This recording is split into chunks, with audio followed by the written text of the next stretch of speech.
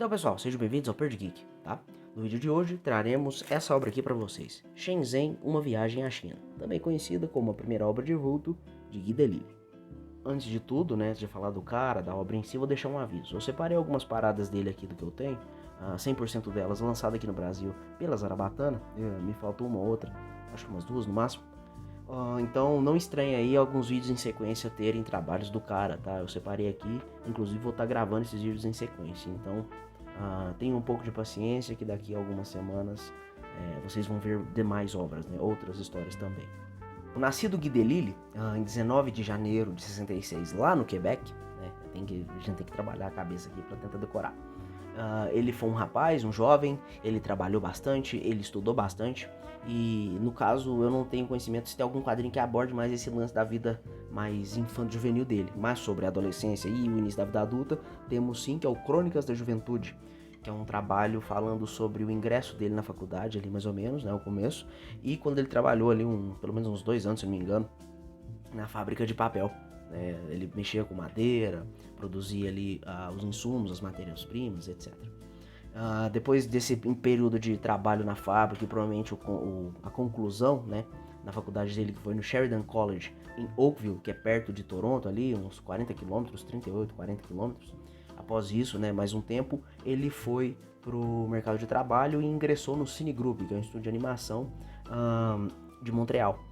Depois disso, que é onde vem a fase da vida dele que fez ele se tornar mais conhecido e até hoje ele é bem reconhecido, que é o lance das viagens pelos estúdios de animação, sejam por filiais de empresas grandes ou por empresas menores que tinham, né? Tipo, contratava a galera de fora para ajudar a produzir dentro do próprio país.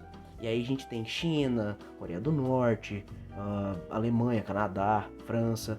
Então assim, vocês vão ver que pelo menos esses países não muito favoráveis à democracia, vamos dizer assim, né? E não um termo fresco, não nessa deturpação que fazem hoje em dia. São países ditatoriais de fato, que por um milagre, por uma cagada, ele conseguiu se enfiar lá. Seja pelo lado do trabalho dele de animação, que são nesses primeiros trabalhos, né? Shenzhen, Pyongyang e mais uns outros, ou seja pelo posterior, que ele teve uma moça, ele teve uma esposa, né? Ele tem até hoje, que ela é médica, né? No serviço do Médicos Sem Fronteiras, como por exemplo, ela foi para Mianmar, né? Ou Birmania, né? Você pode escolher o nome aí. E também para Jerusalém, que aí no caso vão ser obras posteriores, como eu tô dizendo para vocês aqui, tá bom? Dando uma passada rápida agora para vocês, pessoal, a edição junto da ficha que deve estar passando aqui para vocês. No caso aqui, ó, encadernadinho, tá? O reflexo é por causa do saquinho, eu não tive condições de retirar, que eu tô fazendo esse vídeo aqui no fim de semana. Então assim, é uma edição em capa cartão, tá? Pelo que eu tô vendo aqui, se não me engano, deixa eu até tirar a poeira. É uma edição em papel couché, tá bom? Bem bacaninha. Aqui, essa aqui é a lombada e essa aqui é a contracapa. Se você quiser parar e ler, né? Deixa eu tirar aqui o reflexo um pouco. É isso aí. Se você quiser parar e ler, é isso aí. Tem também orelhinhas, é um material muito bem acabado. Ali o quadrinho. Então, falando um pouco mais sobre a obra, pessoal, no caso, como eu disse, é um trabalho de vulto, porque eu fui pesquisar no BDTech, que é um site que eu descobri recentemente, que é tipo guia dos quadrinhos, só que de quadrinhos europeus, né, edições da Europa.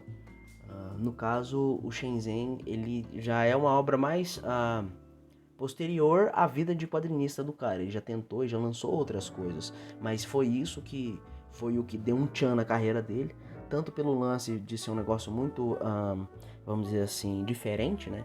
Um cara animador se embrenhando na China, no caso o Shenzhen é da China. Tem aquele lance da zona econômica especial, tem até escrito ali na contracapa explicando o contexto, que era um lugar ali meio que, tá bom, vai, vocês podem trabalhar, ter a sua economia própria, mas o governo ainda vai estar de olho ali, espiando vocês. No caso, como eu li na breve biografia aí pra vocês, pessoal, fala que ele trabalhou em estúdios de outros países. No caso que tá escrito, que eu consegui pesquisar pra vocês aqui pra falar, é que eu não saberia aferir, né, cravar, se todos esses estúdios que ele foi, foram todos do Cine Group, como eu disse. Mas foram todas essas viagens a trabalho desses países meio barra pesada, vamos dizer assim, né, foram em prol de estúdio de animação. Em Shenzhen e Pyongyang, por exemplo, foram por causa disso. No caso do Shenzhen, que é essa obra aqui, eu tô falando assim porque, como eu disse, vão ser vídeos em sequência, então um comentário pode agregar o próximo vídeo, ou do próximo vídeo pode acrescentar esse, tá bom? Então vocês não estranhem que eu fazer um trem meio que entremeado, tá? No caso aqui, pessoal, ele tá trabalhando e vai ser, se não me engano, a primeira viagem internacional dele, que é justamente a Shenzhen. Ele vai ajudar na produção, auxiliar na produção da célula lá da cidade, né, do estúdio lá daquela cidade, e também supervisionar. Ele fica sendo, não, digamos assim, um cara mais do chão, ele fica de médio a alto cargo, né, porque ele é um cara de fora, então tem um pouquinho de renome, ele tem um pouquinho mais de moral. É bacana ver nesse material como é o lance do choque cultural, né? Ele é um cara do Canadá, mesmo sendo uma galera talvez mais pendendo à esquerda, mas não uma ditadura de fato.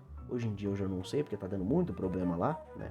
É só tirar de base aquela história que teve dos, se não me engano, os caminhoneiros, né? Que estavam fazendo greve e o governo quis intervir, barrando o pessoal que dava, digamos assim, entre aspas, né, o Pix canadense lá pra eles. O governo mandou ir atrás e meio que dá um cala-a-boca, né? Conseguiram puxar a capivara lá do pessoal e meio que barrar alguns direitos. Nem que seja pra encher o saco do cara ir lá no governo e dar satisfação.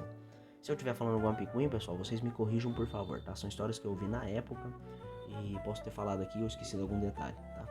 Voltando à questão do material, sim, né? Porque, como eu disse aqui, ele é bacana porque tem esse caldo cultural, esse choque muito grande, essas diferenças, né? Tanto na questão cultural quanto na questão de liberdade. No caso da China, você sabe que ela não é restrita. Então tem coisas que ele não pode fazer, horários que ele não pode sair, coisas que ele não pode nem sequer ouvir ou ligar, né? Quando ele liga, passa, por exemplo, propaganda estatal, programas estatais, aquele lance tipo, vamos dizer assim, uma TV do governo. Não tem como eu dilongar muito aqui, porque ela é uma obra curta. Você lê se bobear em um dia, tá? Uma tarde, você consegue ler sossegado.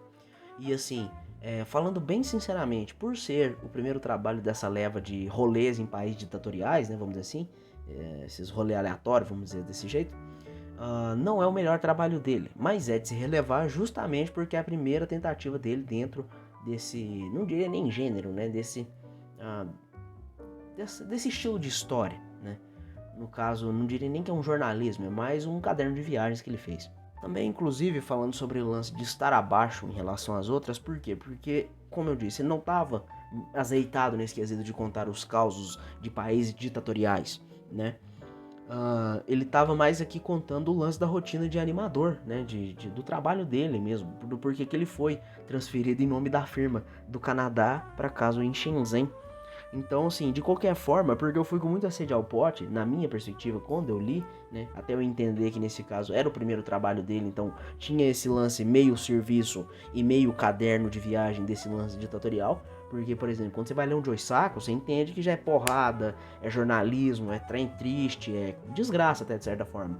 No caso aqui do Guy Delisle, eu já achava que também ia ser só, tipo, desgraça e trem de ditadura e país zoado, vamos falar assim, né, cidades zoadas, regimes zoados. Mas aqui não, no Shenzhen tem essa meiuca, né, essa metadinha entre o dia a dia e a rotina do pessoal de animação e a rotina de um cara estrangeiro num país, né, nesse caso, num regime tão apertado quanto o da China. Eu vou deixar aqui alguns causos brevemente pincelados, mas é porque não tem como eu falar tanta coisa, são muitas, e eu li tem um tempo, né?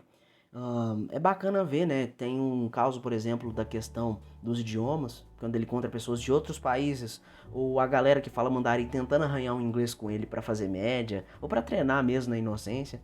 Tem uma outra hora que ele vai comer no restaurante com o pessoal de fora, e não sei se é a questão da cultura ou se o cara que dá uma pesada na mão, você vê ele salgando e o cara não para. Tipo, irmão, tá bom, chega. E o cara descendo o cacete no sal. Tem essas passagens assim mais engraçadas e tem outras que são mais pra baixo, assim, né? Que ele vendo realmente como ele tá metido num lugar, festa estranha e gente esquisita, né? Entre aspas. Então, assim, pra arrematar aqui, pra eu não ficar tão repetitivo mais do que eu já sou, é um trabalho bacana pra você ver e acompanhar a progressão dele enquanto artista, enquanto pessoa. E, como eu disse, não é o melhor, mas é a gênese. Então, mais por isso, vale a pena ser lido. É um quadrinho que fala sobre viagens, sobre animação, né? Tem até uns momentos de tutorial dele. E como é a visão de um estrangeiro em relação a um país tão apertado.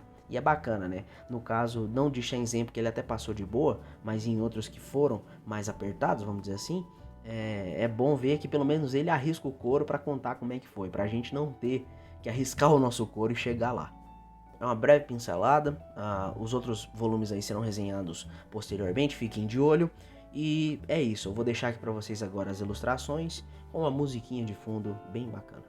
Teve gente me perguntando aí, nem como eu disse, né, não nos comentários, porque o pessoal não comenta, infelizmente, mas no WhatsApp, no Instagram, no Telegram, os caras falando das músicas, né, acharam bacana. Assim, é coisa de, infelizmente, a gente não pode botar qualquer coisa, então é parada de direito autoral livre, né, aquele negócio do Creative Commons, da licença do YouTube, não sei o que, ou você simplesmente pesquisando músicas livres de direito autoral, não sei o que. Então essa musiquinha de fundo que vocês estão ouvindo aí, é uma música que eu encontrei e até passou no crivo do YouTube, então por enquanto tá tudo bem.